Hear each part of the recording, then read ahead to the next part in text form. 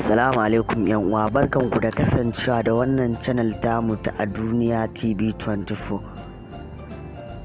Sannan muna roƙonku don Allah idan ba ku yi mana subscribe ba ku daure ku danna mana alamar subscribe domin samun dubbin ayyukanmu na nishaɗantarwa da faɗakarwa. Sannan a cikin wannan bidiyon muna ɗauke da hotunan jaruman Kannywood cikin yanayin tsufa. Ba tare da ɓata lokaci ba mu shiga cikin bidiyon.